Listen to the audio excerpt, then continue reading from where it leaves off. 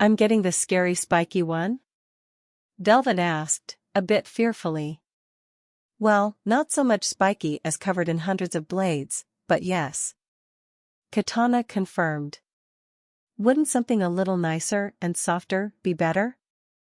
Coco asked, concerned for her partner. She's already nice and soft enough. She needs a bruiser by her side so people like Carden will never even think of attacking her. And I think this one in particular might just give you a few things to think about, Velvet. Katana explained. Well, I guess if you say so. Velvet said with a bit of hesitation. I want to see it. It looks so cool covered in sharp things.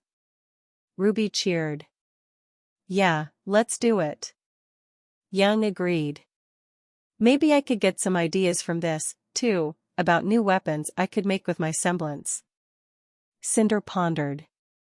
Well, it looks like everyone's in agreement. Let's do this. Katana declared. A familiar scene was shown where the hunters exploring an abandoned forest gathered together, before one of them was snatched away with a scream as Rage's voice echoed out ominously. A bladed terror soaked in blood, claiming an empire of corpses. Only one thing goes through a hunter's mind when faced with the screaming fury. Steve. Rage declared as the taken hunter was thrown back at the feet of the others. A girl was then heard singing for some reason. Thought there was a chance we'd be alone. I could have wished 1,000 wishes for Steve to disappear. What the fuck's your fucking problem? Why is he always here? Do Steve. Do, go away. What's the deal with your friend Steve? Oh, hey. How's it going? She sang as two of the hunters took the now injured one away to safety as the leader told them to run while he would stall for time, and as he said this, the beast landed behind him. Nora broke out laughing at this. That's so good. Take that, Steve. Bet you won't always be there now. She declared. Why would anyone have a problem with Steve? It's a pretty name.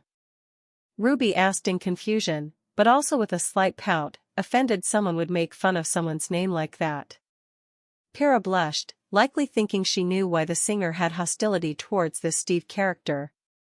I think I know why she's a bit upset with Steve. She admitted.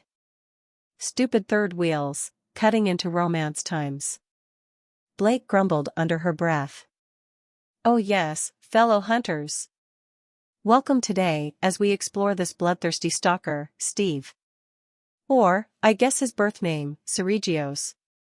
Rage explained as face hidden in the fog of frenzy virus, only red eyes glowing, before it raised its head, exposing its face as it roared in fury, the scales around his neck rattling as he did so. Everyone flinched as the frenzied beast roared and those razor-sharp scales rattled. Especially Velvet, who leapt behind the couch, fearfully peeking up after a few moments. I had a Charlie horse. She explained. So, why does he keep referring to this fierce, dangerous creature as Steve, perhaps the least threatening name I've ever heard? Ironwood questioned. Well, legends say that when the first expedition team went out and discovered Seregios, since they were out in the middle of the field and got attacked by this thing out of nowhere, they didn't have time to sit down and come up with a name for it, so the hunter decided to call it Steve for the time being. Katana explained. 1.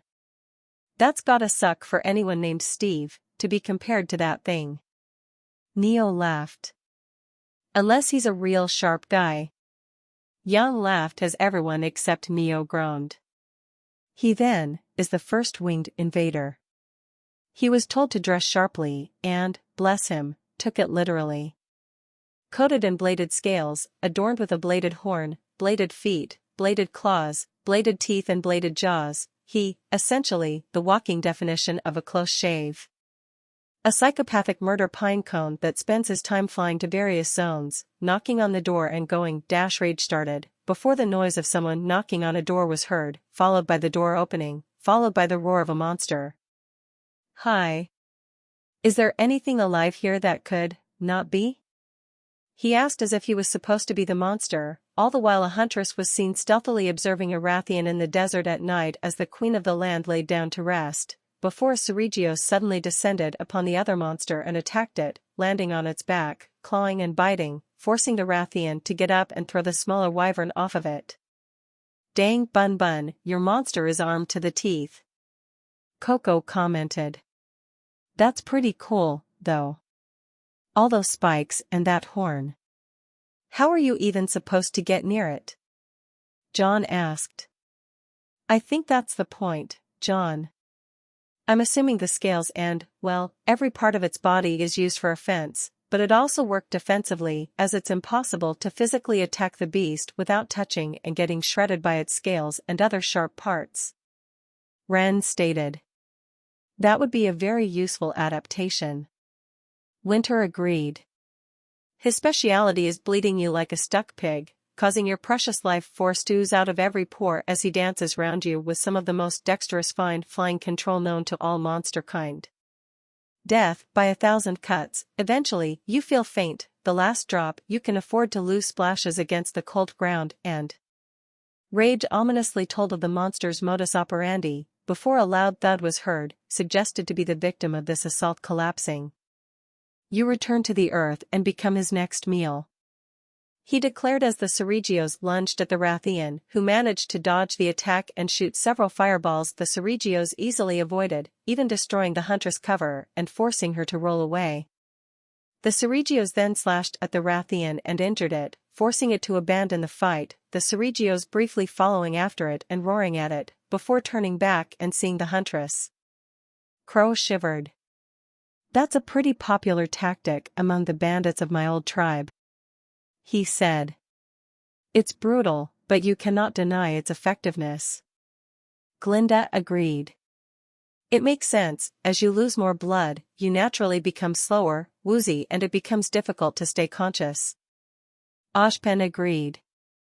"Definitely not the way I want to go," Weiss said in concern. "Aggressive, territorial to the point of cannibalism, skilled combatants and, as a species, collectively a huge fan of the Predator's main protagonist, Dutch," Rage declared as a clip of what could only be an apex Seregios, radiating with frenzy virus, glaring at a hunter with a smaller dead Seregios between them. Suddenly, a clip from a movie was shown of a familiar actor looking back at his men. "If it bleeds, we can kill it," he declared. "Oh, those action movies are so corny, but I can't help but love them," Cinder sighed. "Mercury made them all sit down and watch a bunch of them one day, so Cinder couldn't help but eventually get into them. Until Mercury spent the next week quoting the movies at the dumbest times." Emerald groaned. "Ugh. I remember that. He kept using a bunch of them in that one sparring session Ms. Goodwitch had us do. I had to shut him up," Blake said, smirking at the memory of how she shut him up, by driving her foot between his legs. A single Seregios is bad news, though fortunately uncommon, not native to any of the old world environments, only rarely must a hunter test themselves against this relentless beast. However, bad news came when an entire flock of Seregios was seen descending on the old world, displaced from their usual habitat and forced to become a plague of locust-like species, raining terror across the natural world, decimating ecosystems and slaughtering wildlife as each of the hundreds of Seregios claimed territory and fought for control of this strange new land. Rage explained the events that would be known as the Seregios invasion as a familiar clip was shown of the desert while countless Seregios could be seen flying over it as a hunter and his palico could only watch in panic and confusion, before another hunter was seen doing battle with a Seregios in a volcanic region as the beast roared and flared its scales out, before swinging its head and sending them flying at the hunter. What could possibly send a group of creatures as powerful and dangerous as them away from their natural home? Ren wondered. "You know, when it flares its scale like that, it looks like a pine cone," Penny admitted, trying to hold back a giggle. "That does make it kind of cute," Velvet admits with a small smile, starting to like the beast despite its many intimidating characteristics. "And it can shoot out its scales, like throwing knives. That is so cool." Ruby shrieked excitedly, bouncing in her seat as Cinder tried to hold her still. A task she was unsuccessful in. Maybe I should consider using throwing knives, or just have a constant secondary weapon as backup for my camera. Velvet thought. There were certainly a few close calls if she didn't have enough pictures for a serious fight. One of the reasons their away mission took so long was because she had ran out of pictures and could only take pictures of her teammates' weapons, which didn't last very long. But what could have caused such a disaster? Well, you remember Gore Magala? Rage asked as the fight between the hunter and the Seregios in the volcano continued. How you doin'? Rage spoke in a deep voice with an ominous echo, meant to sound like Gore Magala as a still image of the creature descended from the top to the bottom of the screen, before descending off of it. Oh, gods! Not him again! Yang and Weiss cried out, looking at each other in surprise, before giggling. Just like when we first met. Well, second met. Yang said. Yes, that was a fun coincidence. Thank goodness we learned to deal with each other. Weiss added. Weiss, were you being rude to everyone when you first got to Beacon? Winter questioned, Weiss gulping. Still, if it involves Gore Magala, then this can't be good. Glinda said. He is the master of the plague-like, apocalyptic frenzy virus that sends monsters into, well, a frenzy, forcing themselves to essentially burn out and die after a few days of wanton rampage and murder. Very rarely, a monster then, infected with the frenzy virus will master it, take on the increased strength, size, speed and aggression while shedding all of the weaknesses. A monster that has achieved this state is known as an apex monster. Well, somewhat by chance, a Seregios was infected in their natural habitat that they shared with many of their kind, and he became an apex. Already an incessantly aggressive species, pushed over the edge with this mind-altering affliction and now blessed with the power to dominate his kin. Well, dominate he did. Rage declared as a Seregios was shown being attacked by something at different angles, before Hunter was shown as he snuck up on a Seregios that was revealed to be the apex Seregios, overflowing with the fog of frenzy virus, with a dead Seregios between them. The apex then picked up its dead kin, hurling it at the hunter, who dodged, before the apex landed in front of his face and roared. Now's probably the time to get out of there, buddy. Neo cried out.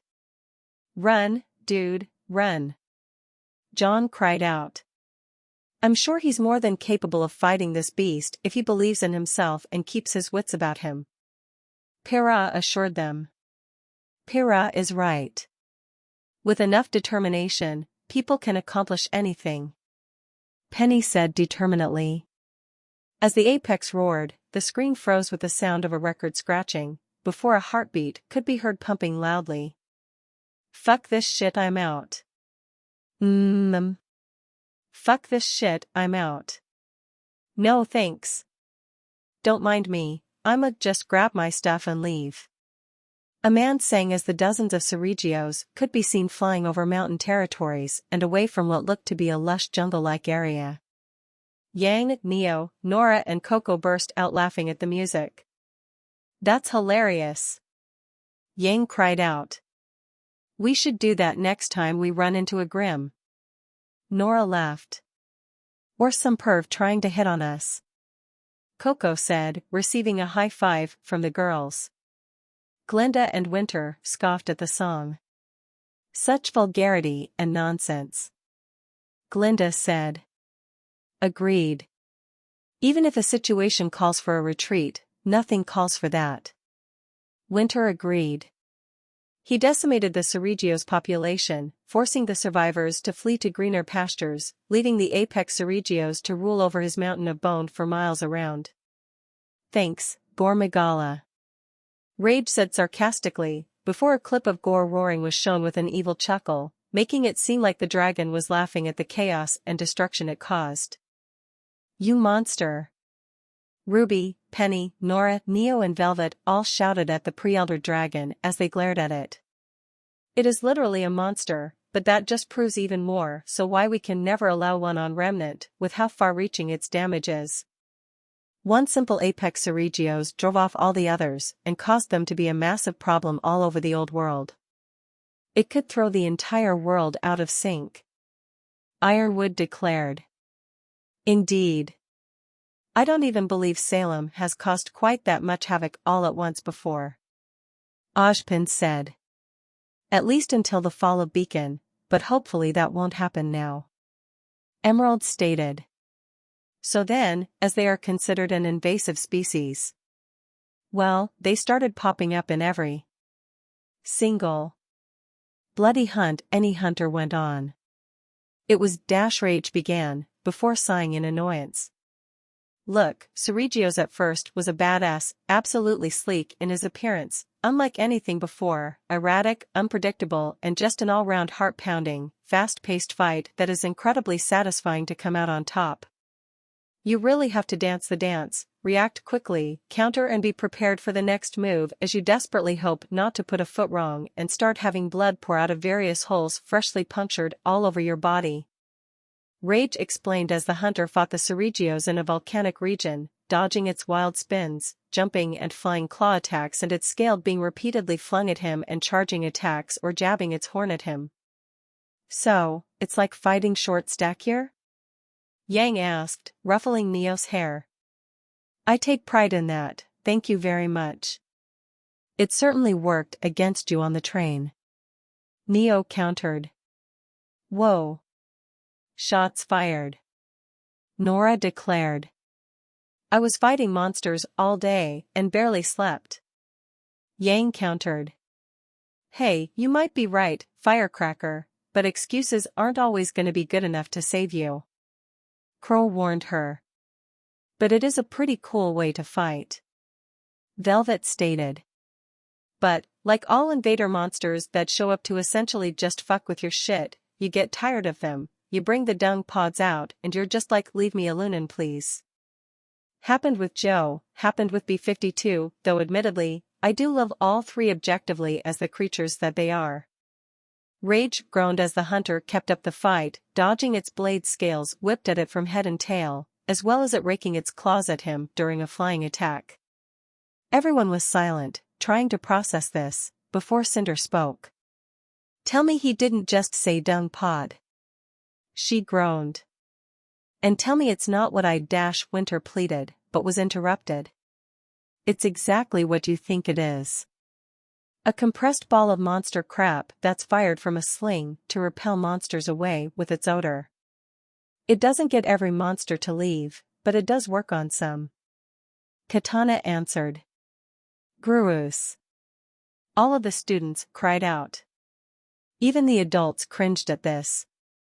Yes, I know it is, but if it repels monsters away, especially if you're fighting multiple ones at once, then it's an effective tool. Katana explained. Yeah, but only on monsters. I mean, I doubt throwing crap would get any Grim to leave. Crow said. Actually, that's a good question. Can Grim be bothered by odor? Ruby wondered. So as the creature that it is, then. We kinda briefly forayed into it, but he is coated in these bladed scales, able to stand erect and shake in a display of aggression and intimidation. It is his signifier of Rage began, before cutting away from him. The apex Seregios was then shown very cup close as it roared again. Oh. Now you've fucked up. A man's voice declared, again meant to speak for the monster before its epic theme music kicked in while the hunter was shown fighting the Seregios in the volcano one last time, before a new hunter now fought against another Seregios in the desert. As much as it may appear like a pine cone, seeing those spikes fully extended and at the ready is quite intimidating when you remember, those are all incredibly sharp scales that can puncture through rocks and even pierce into thick, metal shields. Ojpin said. It would probably do us well to upgrade the glass of the Paladin's cockpits. Ironwood told Penny and Winter. Excellent idea, General. Winter agreed. And then his rage mode really gets underway. But to put it in perspective, oh how effective a both offensive and defensive mechanism a Seregios scales have evolved to be. Imagine a hedgehog, right? It's got a coat of spines, they're prickly to the touch, they kinda make you be all like ow. I don't wanna touch that anymore. And then you move on, looking for easier prey. Well, a Seregios is kinda like that, except his coat of spines are all like 6-inch daggers. It's not something you want to get near, really. And this sharpness is represented in everything that he does. His weapons actually self-sharpen if you roll enough times, while having them unsheathed. It was an exploration of sharpness that was really interesting. His weapons were quite the hit. I used his greatsword for a long, long time. Rage mentioned as the hunter in the desert dodged and blocked the Seregios' attacks as it too fired a large number of scales at him. Self-sharpening. Awesome. Even Crescent Rose can't do that. Ruby said in amazement. Very nice. That would really save me from having to make weapons and glass shards out of sand and other kinds of dirt. Cinder stated. Indeed, that makes them very resourceful. Weapons should be kept in their top form at all time, so to simply keep them that way by rolling is quite impressive. Glinda said. He can also fire these scales out, turning them into lethal projectiles. Able to puncture into rock quite comfortably, they do a lot worse to fleshy flesh encased in so brittle armor. There are few fates worse than becoming a Seregios pincushion. Rage declared ominously as the Seregios charged the hunter who blocked the many scales, slamming into his shield and jabbing the beast with his lance. The only fate that might be worse is being Salem's plaything. Ashbin said with a shudder.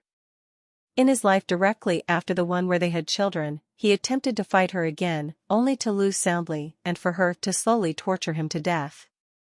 Salem's told us stories. It might not be painless, but at least a Seregios will try to finish you quickly. Emerald said. Still, I think there's plenty of ways I'd rather go before getting ripped to shred. Coco declared. Seregios then are absolutely fearless hunters. Wielding a bloodthirsty force that just savages prey before they even have time to register the attack. They are quick, they are agile, and they are some of the most impressively skilled flyers of all monsters. Able to outmatch the king of the skies himself in aerial combat, he is only even approached by the likes of Astalos and their dragonfly-like prowess. He is small and he doesn't have the kind of bulk that a lot of monsters in his apex tier possess, but he more than makes up for it by essentially being a living blade, screaming through the air. They're also incredibly adaptable creatures, taking to any environment and calling it their home. Rage went into detail about the advantages Seregios has over other creatures as the desert was shown again in the day, a blue-colored radhillos being seen to a huntress left as she stepped out from behind a rock, before seeing a Seregios, before the beasts took to the sky and battled it out, with the Seregios clearly winning the fight despite its smaller size. That's quite impressive. But also concerning that all areas of Remnant may have to worry about them. Ironwood said. Well, if they were rare and only stuck to one area in their world, it would stand to reason that it would be the same on Remnant, assuming we have a similar region, which surely we must. Glinda said. So, why is that thing called the King of the Sky if at least 2 creatures are capable of defeating it? Weiss question. 1 inch. So, if a Seregios can be the King of the Sky, that would make Bun Bun its little princess. Coco said, causing Velvet to blush massively. Seregios, as I said earlier, do cannibalize, regularly snuffing out smaller, weaker members of their species, lest they grow stronger and challenge them in the future. The bigger Seregios, the more territory it requires to call its own. Another reason the Apex one was such a problem. They mark their territory with their bladed scales, leaving them as a grim portent of who owns the area that some unlucky sod is about to walk into, blissfully unaware of the incoming fury. Rage stated as the hunter was knocked down and clawed at viciously by Seregios' feet. Why would they do that? That's so messed up. John said, turning a bit green. It's nature, kid. It gets pretty messed up sometimes. The strong live and the weak die. Crow repeated his sister's mantra. I mean, can't they just beat them and let them go? Nora asked. I doubt it, Nora. It's like Rage said, the loser would likely return when it's larger and stronger. Pyrrha told her. Their bladed horn then, able to do some, as you might imagine, grievous damage when employed with surgeonesque precision, leaving great cuts and gouges in any that are foolish enough to have a go. Believe it or not, one of their most fascinating traits are actually their feet. Unique in their form, compared to other flying wyverns, they are what's known as zygodactyl feet, which is the same structure as that of a parrot, 2 at the front, 2 at the back, able to grasp and tear. Rage explained as the word zygodactyl was shown, before showing off a lovely white cockatiel as it nibbled at its feet. This allows them to effectively grasp both object and prey and be irritating assholes.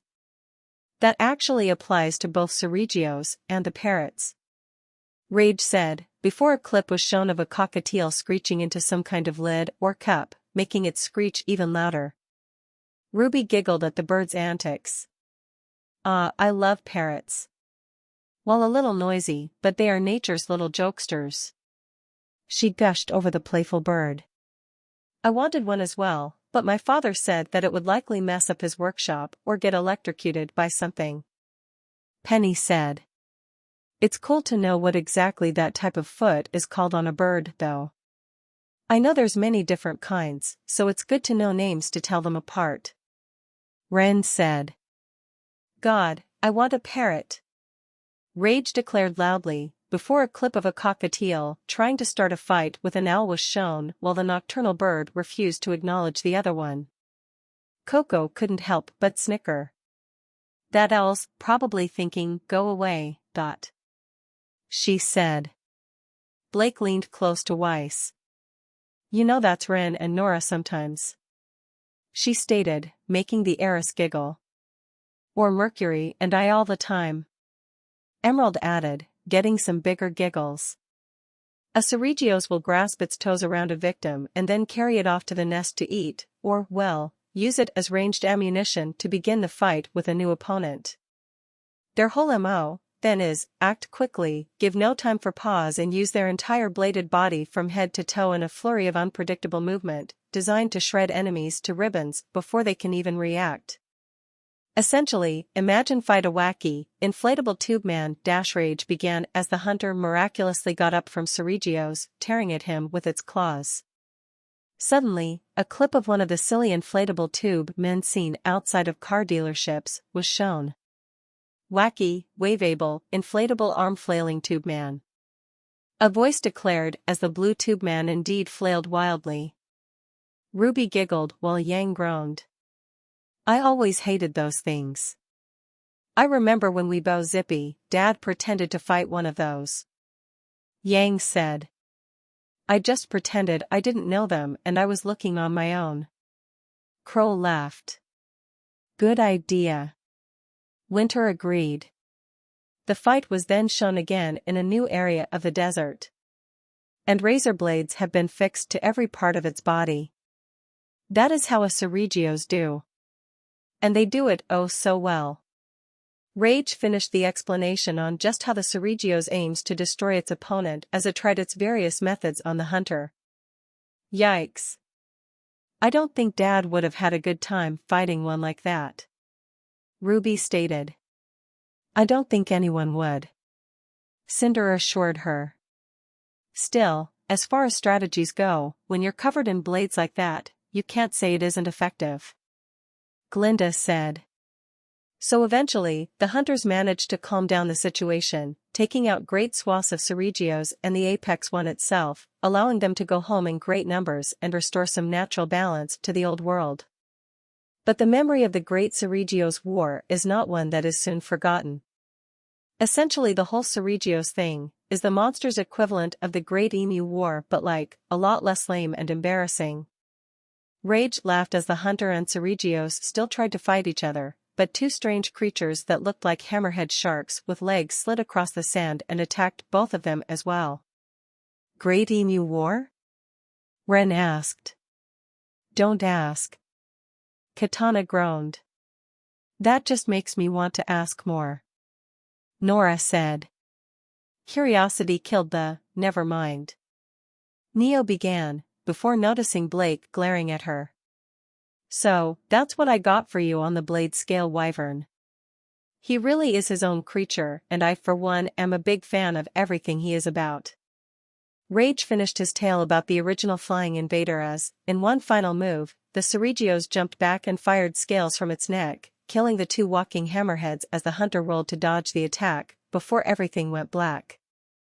I can't explain why, but I love seeing its scales shake every time it roars.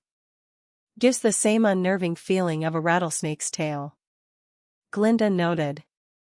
Its scales are so cool, but at the same time I wish they weren't so sharp. How am I going to pet Velvet's Seregios without cutting myself? Ruby asked. Ruby, these are vicious and dangerous monsters, not petting zoo animals. Blake reminded her leader. Well, it is possible to put them. This girl does it here. And you can even ride them. With a saddle, of course. Katana said, showing them a clip of a girl and boy hatching monster eggs, one of which reveals a Seregios, which the girl begins to pet and give affection to. 2. Kuut. Ruby, Weiss, Yang, Neo and Nora all declared. I want them. Nora cried out. Katana. Will we be getting the baby versions? Ruby asked hopefully. You'll be getting the fully grown versions, but I've got a surprise that I think you'll like. Katana assured her. Still, those things are pretty cool. I wouldn't mind one of them myself. Crow said. They certainly are very versatile creatures. Winter agreed. Their aggression may be a bit concerning, but if they're truly like any other animal, they can be taught to dial down their aggression. Ironwood noted. Well, let's ask the girl who's getting the monster. Velvet, what do you think?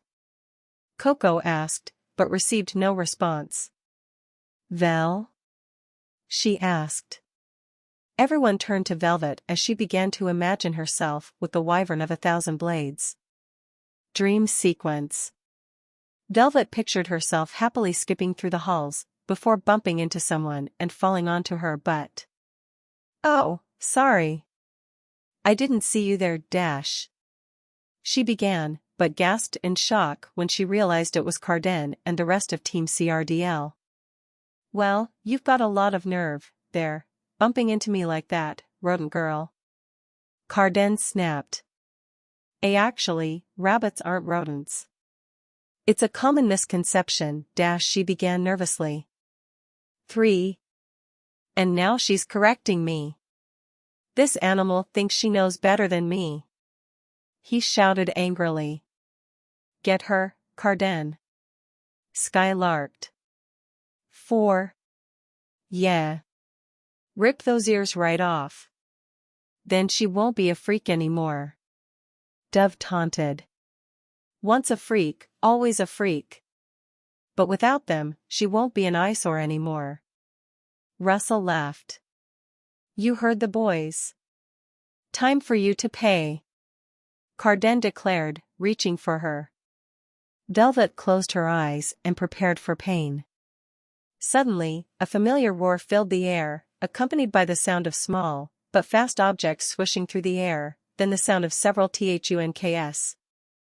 As if something just hit a wall, alongside the sound of several squeals of fear. Velvet then felt a huge gust of air behind her, accompanied by a comforting presence. She opened her eyes to see her Seregios protectively standing over her, its wings folded in front of her like shields. She looked over them and saw the team of bullies cartoonishly tacked to the nearest wall. She immediately laughed and jumped up in happiness. I love you, she declared happily, hugging the bladed beast. After she hugged her Seregios, it cooed like a pigeon, almost like it was purring. End dream sequence. Velvet smiled at the dream, before coming back to reality and seeing everyone's eyes were on her. What? Oh. I really liked it. I thought it was cool and it gave me second thoughts on carrying a main weapon besides my camera. I'd love to have one. She answered frantically. Everyone looked a bit confused, but accepted the answer. Well, okay then. So, whose monster are we seeing next? Katana asked. That one's easy, Velvet said, turning to her team leader. Coco's. She answered. Ah, thanks, Bun Bun. Coco said happily, kissing the bunny girl's forehead. So, Coco, what are your top 3 favorite clothing materials? Katana asked. Oh, definitely silk, satin, and snakeskin. Coco answered. Alright, then. I think I've got something that fits with that. Prepare yourselves for Najarala, Katana declared, starting the next episode.